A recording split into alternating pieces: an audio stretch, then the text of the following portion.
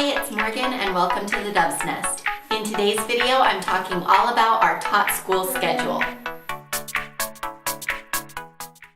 I know in our curriculum video it seemed like we were covering a lot, but including our calendar time and our singing time, we only spend roughly an hour to an hour and a half every day doing Tot School. Now that time doesn't include the time that we spend reading our books. We usually read in the late afternoons or early evenings or even right before bed, and our reading time can take anywhere from 5 minutes to an hour, depending on how many books we read, or more realistically, how many times we read the same book over and over. So I'm gonna change views and just sort of walk you through what our weekly and daily schedule looks like.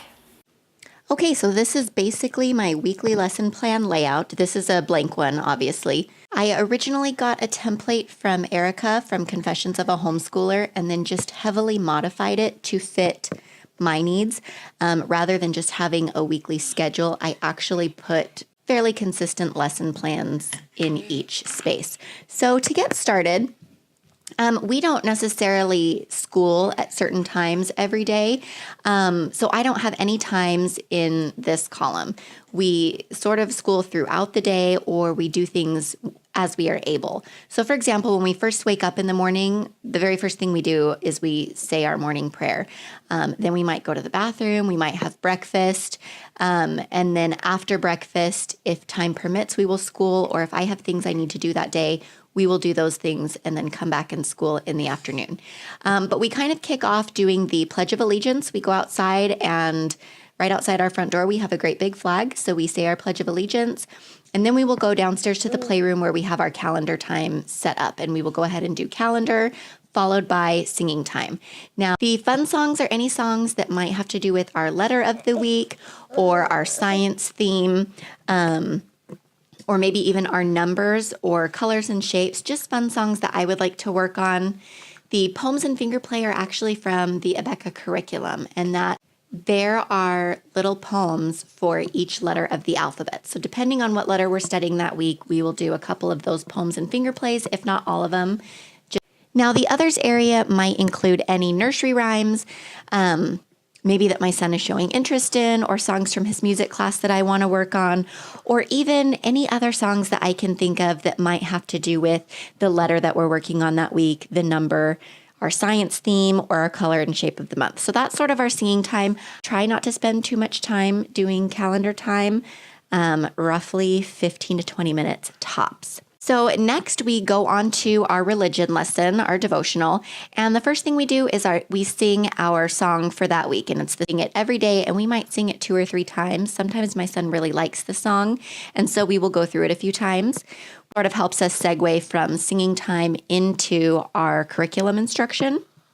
So once we finish the song, we recite our memory verse. Now, as I mentioned in my Am I Crazy for Teaching My Toddler Religion video, which I will be sure to link here, we don't necessarily memorize the verses. He's only 3, and so I'm sure he could memorize it as he memorizes songs.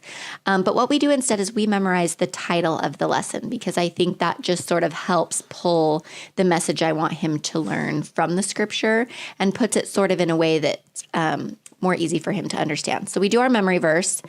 Next we do, on Mondays, we actually read the scripture verbatim, and we talk about it. There's usually, following that in the lesson manual, a scripture story, and that is going to break down what's actually happening in the scripture.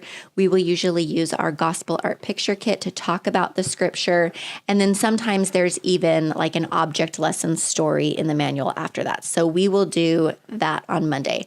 And then the rest of the week, Tuesday, Wednesday, Thursday, Friday, again, we sing, we do our memory verse, and then usually there's an activity, whether it be a file folder game or a coloring activity or some sort of craft that goes along with that lesson. So following our devotional, we have our language development. Now this is the Abeka language development program using the big animal alphabet cards as well as the language development cards. So on Monday, every week we're going to start a new letter. And so we introduce the animal alphabet friend. We'll talk about the animal, what it is, and each one has a name. So for example, if the letter that week is L, the friend might be Leo the lion. So we will have our animal alphabet friend card, and then on the front of the card, there's other objects that start with the same letter, and we will sing our song about those objects as well, just to help us learn the letter sound. We will read the story on the back of the animal alphabet friends cards, and then there's a section for fun facts, and that will talk about the animal, just give a fun fact about the animal. And then there's also a section that has a learning game suggestion. And so that will also help us learn that letter and its sound. So we do that on Monday. Tuesday through Friday, we just take our Animal Alphabet Friends card and we will only sing the letter song on Tuesday through Friday, because the language development visual cards, there's 4 for every letter of the alphabet. And so we want to go through and discuss other things that have to do with the letter that we're working on that week. And so whatever letter we're on, we will look at that card and read the story. And those stories can all be found in the Language Development Visuals Teacher Guide. So we will go through those. So on Monday, we introduce the letter. Now, the very first thing we will do is we will pull that Animal Alphabet Friends card back out, and there is a letter shape and sounds activity on the back. So I will have on Mondays our letter learning tray. Now, what this is, it's just sort of a large cookie sheet or other wooden tray that I have, and on it there will be a few things. There will be a salt tray, so that when we do the letter shape and sounds, my son can practice writing the letter. It describes verbally the shape of each letter, upper and lowercase, and again, talks about what sound the letter makes. We also have the Phonics tubs, the letter sound tubs from Lakeshore Learning. So all of those items will be on that tray as well, so he can look at each of the objects that start with that letter. We have some tactile Montessori style sandpaper cards, upper and lower case, that we will go ahead and put out. And then I also have a separate set of cards that I found on Zulily that is also tactile. It's not sandpaper, but it introduces the letter and then has some object that starts with that letter, and that object is tactile. So those will be kind of fun, and I will set those out as well. And then we have the Build a Letter. They're plastic, straight lines and curved lines, and my son can practice forming the letter with those manipulatives. So that's Monday's activity. Let's go ahead and continue talking about phonics. So we'll jump over here to Wednesday. The next thing we're going to be doing is our Abeka letter sounds for threes workbook pages. Now, I said I don't know how much use I'm going to get out of this workbook in my curriculum video. But really, we kind of will use them a little bit. So we might pull out one of the pages and talk about the letter. I'll have my son trace the letter with his finger, maybe use some manipulatives or, like some letter magnets and things, and just sort of talk about the letter. And then again, after that, we will use the manipulatives and do an activity about that letter. And we will do on Friday the same thing. However, I also have a file folder game for every letter of the alphabet that he will be doing on Fridays. And then on Friday, as time permits, we will have a sensory bin using the letter sound phonics tubs. We will go ahead and put those in a fun sensory bin, and he can maybe do a seek and find as far as that's concerned. Just something, again, to reiterate that other objects start with that same letter. So now let's talk about numbers. So as I mentioned again in my curriculum video, I got both the Abeka for 2s and 3s, the math curriculum, the learning numbers with Button Bear, as well as the numbers and skills. However, to start out the first couple of weeks, we are just doing learning numbers with Button Bear. So what this is here is oral counting. And so in the teacher's guide, it gives, I believe, 6 different options for ways that you can count orally with your child, whether it be hopping as you count to a certain number, or clapping, or, some other activity, tossing a ball, and each time you catch the ball, you have to say the next number. And so, like I said, there were 6 options, and so I just have them numbered 1, 2, the following week will be 3, 4, 5, and 6 will be the third week, and then we'll start over, just so that we're not doing the same oral counting activity every day. The number concepts are actually using the number concepts flashcards that I got from Abeka. And again, there are other activities using these cards as well. I believe there are 5 activities for the number concepts flashcards, and this might be something like using a fly swatter, calling out the number. These ones are for number recognition.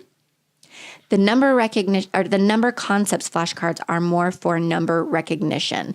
And so number 3 might be have the teacher call out a certain number and the student hits it with the fly swatter. So again, I have activities 3 and 4 here, and they will cycle through 1 through 5, and then we'll just keep repeating them as we add numbers.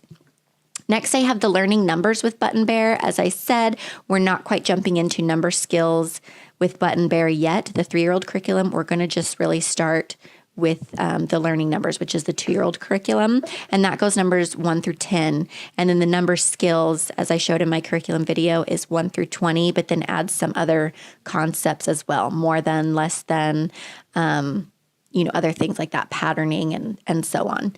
And then next down here, the Moffat girls, I have a couple of their worksheets from their Number Sense learning pack, and I will link that below. And this is just to help my son learn number sense. And so that could be, we might do an activity with popsicle sticks or with dice or counting on our fingers, and just something to really reiterate that there are multiple ways to represent a number. So we're going to be doing that on Tuesdays and on Thursdays. Okay, following phonics and numbers, we have our skills development. Now, on Tuesdays and Thursdays, we will do a Growing Up with Amber Lamb card from Abeka. And again, those just sort of teach social skills that are important for them to know at this age. There is not necessarily an Amber Lamb card twice a week or even once a week. So if there isn't one for the week, we won't do it. Now, something that is interesting is with the Amber Lamb cards, they teach skills that sort of have to do with what you're learning in your language development, whether it be the letter or, other language development visual cards. For example, the week of the letter D, some of the language development cards might be doctor or dentist that go along with your Dexter Donkey Animal Alphabet Friends card. And that week there's an Amber Lamb card where Amber goes to the doctor. And then there's another one where Amber Lamb goes to the dentist. So they really do keep these things very consistent, which is great. Now on Monday, Wednesday, and Friday, we are going to be doing skills from our Spectrum workbooks. And so we'll have a cutting activity on Monday. Wednesday will be a tracing activity. And Friday, we will do a page from the pasting workbook. Again, as I mentioned in my curriculum video, science, we do 3 days a week, and that will follow our skills development. And so pretty much every day, we're just going to read our textbook or, passage from whatever it is we're using as our textbook, as we don't have an actual textbook, and then hands-on activity. And we might even do multiple hands-on activities that day, just because science is so much fun. So science is fairly simple. Following science, we have our colors and shapes. Now, again, my son knows all of his colors, most of the shapes. There's a very few, once you get up to the 7, 9, and 10 sided objects that he's not too familiar with. But we are focusing on a color and shape every roughly 4 weeks or so. I think the shape changes, or the color changes, and then the shape will change every 2 to 3 weeks, depending on how well we know it. And so on Monday, usually we'll do art, and that will be some kind of crafty activity or Play-Doh activity, something simple but very hands-on. And I might just give him maybe red watercolors or a red Play-Doh if our color is red that week. Or we might even do some Play-Doh mats or something. Again, just something kind of fun to create with. On Tuesday, we're going to be doing some sort of Montessori activity. So that might be maybe on the geo board, creating a shape on the geo board, or maybe even with popsicle sticks and Play-Doh and building shapes that way. Wednesday, we're going to be doing a page from our nursery art. That's as I mentioned in my curriculum video, that book is for 18 to 24 months. It's a very basic coloring. My son's not super into coloring, but there are a few pages in that book, for example, the fire truck, that I think he would really enjoy coloring. So we will reserve a few of those pages. Following, if there's not anything in the nursery art, we'll do a Spectrum colors page, and those are a little more in-depth and age-appropriate for him. Now, on Thursday, we're going to be doing a page from our Spectrum workbook, the Shapes. It's colors and shapes workbook. So we'll take a page from that, but only a shapes page. And then on Friday, again, we will do a sensory bin. Now, that may just be a color sensory bin. It might be the sensory bin from our phonics and numbers. It might be a combination of all the things, or even a sensory bin with some of our science objects. It really just depends what I get around to making that week. So lastly, we have our gross and fine motor skills. And the fine motor skills we work on Monday, Wednesday, Friday. Gross motor skills I have scheduled for Tuesday, Thursday. Again, these are kind of just like we will be working on these things as they feel like, or even every day. If we're at the park or in the backyard, we'll do some gross motor skill activities. But I do have set things that I want him to work on that week, whether the fine motor skill be something like screwing nuts and bolts or cutting paper, that sort of thing. And the gross motor skill might be doing something like a somersault. That's a skill that we'll be working on that week. So those I have scheduled for only these days. It's going to happen anytime. And then the very last part of our Tot School schedule is the For Mom. And these are the things that I need to do every day in order to keep up the flow. So on Monday of every week, I get on our library's website and I reserve any and all books that we are going to need for 2 weeks from now. So if it's week 1, I am getting on and reserving books for week 3 on Monday. On Tuesdays, I will create my supply list. Anything that needs to be printed, cut, colored, pasted, laminated, anything, or even purchased, I will put in different categories and do that. Wednesday, I will make sure I shop for any supplies I might need. Usually they're last minute things. For example, this week I realized I don't own any glue. So I had to run out and grab some glue. Or maybe things for like a science activity, like a safari tube. I'll want to get on Amazon and order that.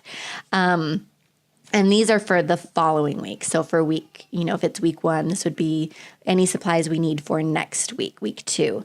And then on Thursday, this is kind of Thursday, Saturday, and Sunday, I will copy any pages I need out of workbooks. I will print off any things I need, for example, to create file folder games. I'll go ahead and cut those, laminate any and all materials.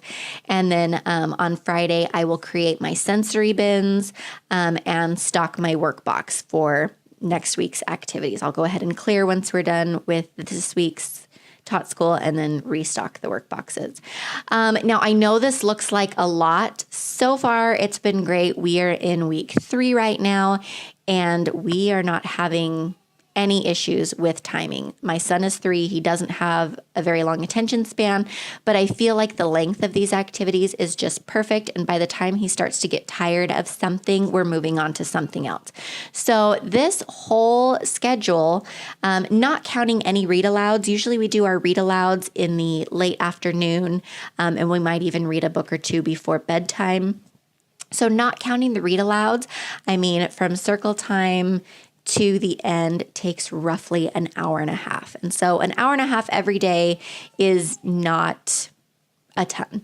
I also do want to mention that we did have to make a big change. Now, I initially created this schedule when my son was 2, and I went through and I planned out all 30 weeks that we are doing for Tot School. And it's fully filled out, as you can see here. It's detailed lesson plan. So I filled everything out, but I wasn't counting on waiting a year before we actually started. And so right now on Tuesdays and Thursdays, my son is enrolled in a preschool. Now, before I ever even knew I wanted to homeschool my son, I just planned on enrolling him in preschool. And when I was 6 months pregnant with him, everyone was saying, you need to get on the wait list for this preschool in our neighborhood. It's the best preschool. Get him on the wait list. So when I was 6 months pregnant, he was waitlisted for this school. He started when he was just after he turned 2, I want to say he started. And so he's in this preschool. Now, the great thing about this preschool is they don't actually teach anything until pre-K or TK. So not until he's 4.5 would he be learning anything. So he goes and they have sensory bins, they have reading time, they have little set play stations, like a little kitchen. And it's more just play and social interaction with other kids. But he does do that on Tuesdays and Thursdays. But also on Tuesday mornings, he has a music class. And so Tuesdays now are just too busy to try to squeeze in Tot School. And so we will do some things. We won't do most of Tot School on Tuesdays. We have anything on Tuesday, we try to do it Tuesday morning before music class. If it's something we can break up, for example, numbers, we might come back and do that later in the afternoon. Language development and numbers, we will always, actually these three things are religion too. We will always do on Tuesdays, but it could be broken up throughout the day. And then we try not to do anything else really on Tuesdays. We don't even do calendar time on Tuesdays. So that's it. It's pretty simple. As I mentioned, we have modified a little bit, which I haven't put into print yet. We don't usually do school on Tuesdays because my son has a music class and is in preschool. However, with it being spring and those classes coming to an end, we will start doing 5 days a week. Thank you so much for joining me. If you like what you see and you want to continue with us on our journey, be sure to hit that subscribe button. I'll see you in my next video.